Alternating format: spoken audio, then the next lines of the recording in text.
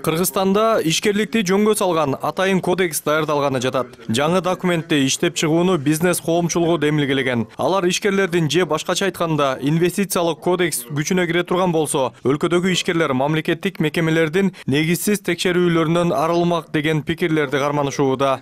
Эксперттердин айтымында жаңы документте баары так көрсөтүлөт. Бул өз кезегинде ишкерлер үчүн жакшы мүмкүнчүлүк дешет алар. Получилось так, что где-то у нас около 140.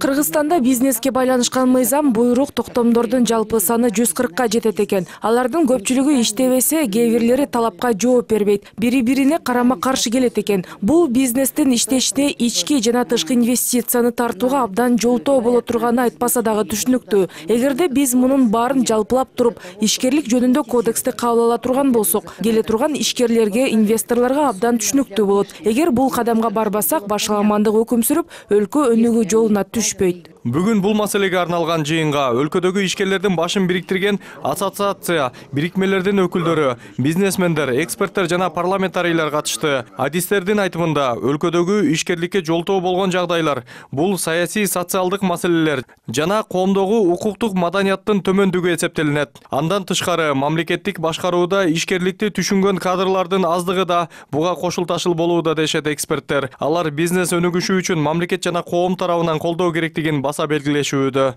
Первый знаменатель — неэффективный государственный менеджмент. Мамлекеттик менеджменттин натыйжалуу эмес иштеши биринчи көйгөй. Эгерде башкарууда бардыгы ойдогудай боло турган болсо, бүгүн биз сөз кылып жаткан маселелер чыкпайт эле. Дагы белгилеп кетчү жагдай жалпы эле укуктук маданияттын жоктугу. Ошондуктан ишкерликти жөнгө салган мыйзамдар парламент тарабынан эреже бузуу менен кабыл алынып келет. Мындай көрүнүш өкмөттө дагы бар. Себеби аткаруу бийлигинин өкүлдөрү да улам жаңы эрежелерди иштеп чыга беришет. Анан ишкерлер алар мыйзам бузса болот да, бизге неге болбойт деген суроону коюшат. Андан тышкары ишкерликке жолтоо болгон көзөмөлдөөчү мамлекеттик органдар өтө эле көп. Биздин өлкөдө мыйзамдар кагазда жакшы, бирок иште келгенде баары теңирден тескери. Ишкерлердин пикиринде жогоруда сөз болгон маселелердин көбү жаңы кодексти кабыл алганда чечиле турганын айтышууда. Ошондой эле бул документ жергиликтүү ишкерлердин чет элдик донорлорду, инвесторлорду же өнөктөштөрдү тартуусуна өөлгө түзмөктешет алар. Сейчас есть острая необходимость не просто в донорах, а именно в больших партнерах, которые... Учурда биздин өлкөдө инфраструктуралык ири долбоорлорду ишке ашыруу үчүн бизнес өнөктөштөрдү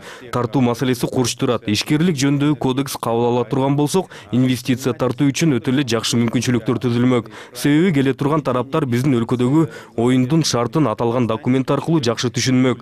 Анткени кодекс бул конституциядан кийинки эле орунда турган күчтүү эреже. Бул тармактагы буга чейин башаламан кабыл алынган мыйзам токтом жоболорду жокко чыгармак. Жыйынга катышкан жогорку кеңештин депутаттары да бул демилгени колдоого алышууда. Алар ишкерлер өз кызыкчылыктарын гана көздөбөй, мамлекеттик деңгээлдеги сунуштар менен чыгып жатканын кубатташты. Мен бери кылып аткан нерсе, бизнесмендер жеке бизнестин артынан жүрүп, эң башкысы жалпы бизнес проблемалары үчүн күрөшүп, мында активдүү болуп атканын кубандырат. Эгерде ар бир ошо бизнесмендер өзүнүн жалпы кызыкчылыгын ушул активдүү күрөшүп коргобосо, анда бизнестин маселелери чечилбей, аны баарыбыз жакшы билип түшүнүп калды. Бул аракет бизнес коомчулугунун маселелерин чечүү үчүн жасалган биринчи кадам эмес. Алар буга чейин дагы ушул сыяктуу жыйындарды уюштурушкан. Жаңы документ 2 айдын ичинде даяр болуп, аны өкмөт менен парламенттин кароосуна киргизе турганын айтышууда. Мирбек Айтикеев, Диас Сакимбаев, НТС.